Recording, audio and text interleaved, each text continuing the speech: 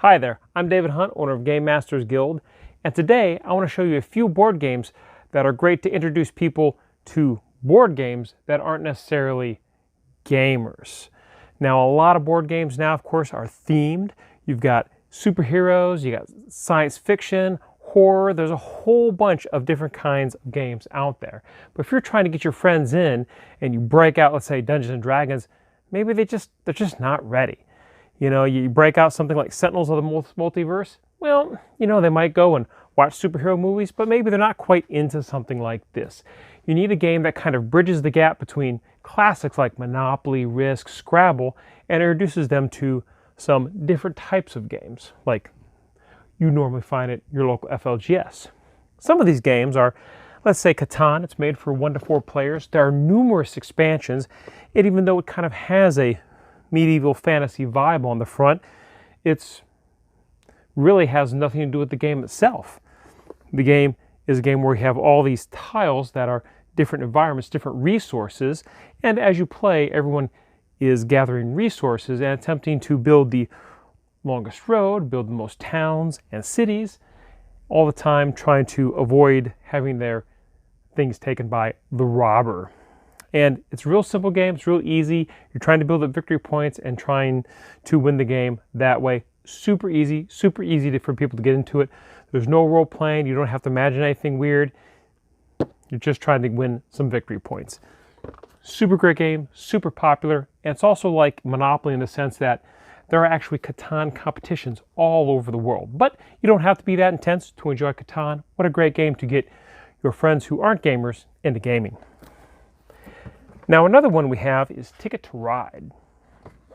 And Ticket to Ride, all it simply is, it's all about railroads. It's about the United States earlier in the century, and all you're doing is you're trying to connect different rail lines in order to get points. And it's just like that. And at first, when I first played this game, I thought, I don't know, this seems kind of simple, maybe kind of boring. But that's not the case. There is a lot of strategy to this, and I actually managed to connect all the way from Los Angeles all the way down to, where is it? Miami, and I couldn't believe it. I got tons of points out of it. The level of difficulty to be able to get that, especially on my first game, is astronomical. And there's a lot of ways that you could mess up other players by denying them sections of track, or even when you draw cards in order to cash them in to get train cars, well, you could just deny people by not having those cards in the card pool. Lots of fun, great game, super easy to learn, super quick to play. What a great game. Just like Catan, it's a good game to play, just hanging out, getting your friends who aren't gamers into gaming through this kind of game. And what's nice is you don't have to really be super hardcore paying attention to the game, beer and pretzels kind of game. It really is, but if you want to be a little more hardcore about it, you can be. Ticket to Ride. Check it out at your local FLGS. What a really good game. And there are several expansions for it as well. Another one I want to show you is going to be Splendor. And here I also have an expansion for it called Cities of Splendor. Now Splendor, all it is basically you're a gem merchant, and your job is to purchase these different gem cards. Every turn, and it's a victory point game, so each gem card is worth so many points. And you have so many points, and you automatically win the game. Now, every turn you can do one of two things. You can make a purchase, or you can select the different tokens or gems that you want to use to buy your different gemstone cards later on. And each gemstone, like this one right here, that's worth 3 victory points, costs 6 rubies, or this emerald that's worth 2 victory points is worth costs 5 sapphires and 3 emeralds. But once you buy this, let's say you buy this emerald card, then all your cards that have an emerald cost to it to acquire cost 1 emerald less. And this seems very, very simple, but it gets more complex. You have a large field of these cards to choose from, so you can actually buy a card to keep a card away from somebody. You have all these different nobles who are at the start of the game at the top of your playing field. You can't buy them, but as soon as, let's say, this noble here, if you have 3 onks, 3 rubies, and 3 emeralds, as soon as you have those 3 cards on your field, that noble comes down and onto your field, and you get those victory points. So you could win just because you have 3 each of these other rubies. There's also another way you can play, and that's with the wild. There's a wild coin that you got in there where you can actually reserve, I guess it's more of a reserve token, you can reserve a certain card for you to buy at a later date, but you don't have to. So it's kind of a way of denying the other player that particular card if you know they need it. Something else that's interesting, me and my wife also took this game after playing it several times in a row over a period of 3 or 4 days. We ended up doing is we took all the gemstones and put them in a bag, so when we drew for the gemstones, we actually drew them blind, so we didn't know what we were getting. We thought it would totally mess up the game, but it didn't. But it definitely added a new dimension to this game that we just thought of on the fly. Again, you don't have to know anything about history or fantasy in order to play and enjoy this game. It's a really neat game. It's suspiciously more in-depth than it appears on the surface. A really fun game, highly addictive, and it takes about 20-30 minutes to play.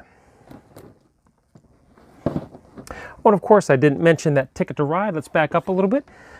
It's pretty true to sorts here. Let's see, where is it? It's about 30 to 60 minute game. That's about accurate. I say probably going to be more casual playing, so Ticket to Ride is probably going to take closer to probably about an hour to play. Catan, you could probably take upwards of a couple hours to play, but it does say a playtime of 60 minutes. Usually with the folks I play with, typically we kind of push it a little longer in time because we spend more time thinking about what we're going to do. But generally, still you can make it a nice casual game for everybody. And let's see, the last one I'm going to show you for today is going to be Sagrada. It's what's called a dice drafting game. And basically all you have is you have a stained glass window and you have a card that you slide into this cardboard container, and then it has restrictions about what color of die you can put there and what number you can put in that space.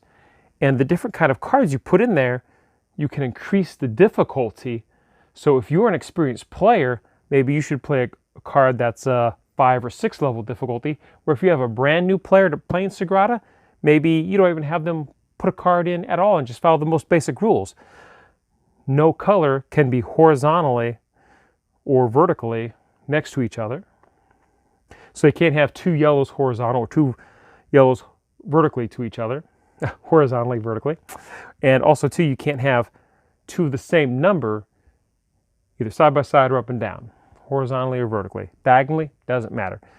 And again, you can increase your difficulty as you go on. And then there are additional rules where you have these tools that you can use to move dice around. And at the end of the game, there are these objectives that you have to complete. So if you have certain colored dice in a row or a certain number of dice, then you get so many points. And each person also has their own secret point card. So let's say I might have a card that says for every combination of 2 and 3 that I have on the board, for every D6 that has a 2 on it and every D6 that has a 3 on it, maybe I get extra points.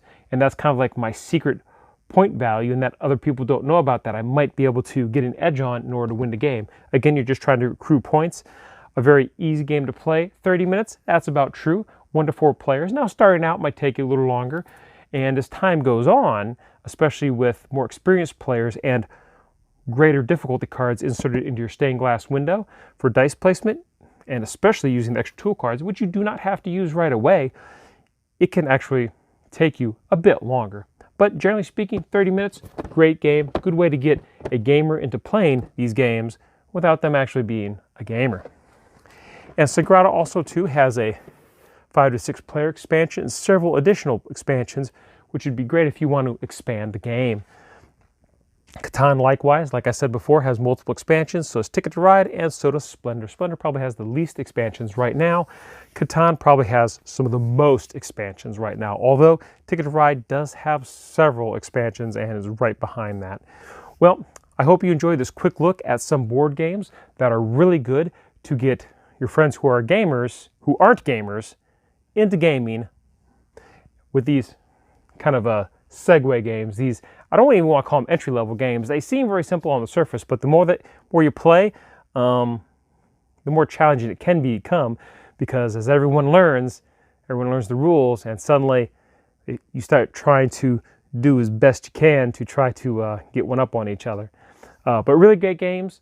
Go to your local FLGS if you haven't already. Check out these board games. If you've never played a board game, if you play Dungeons & Dragons all the time or Warhammer, take a break, get a board game, try something new. And that's what I like about having a great shop like GameMasters Guild, is there's such a variety of games that we have in the shop. It's nice to take a break. And myself, I love playing Dungeons & Dragons and all sorts of role-playing games, but it's nice to pause and play something different. Now, there's nothing wrong with playing your favorite game all the time, but why don't you freshen things up, liven it up, try a board game, and see what you think. And at GameMasters Guild, every Tuesday we have board gamers that come up to check out our games and play. Sometimes they all play one big game, sometimes they break up into groups and play smaller games, and they always bring plenty of their own games, and we have tons of demo games here at GameMasters Guild for you to check out and play for free. As always, I'm David Hunt, owner of GameMasters Guild. Thank you for watching this video, and I want you to stay safe, play great games, and we'll see you real soon.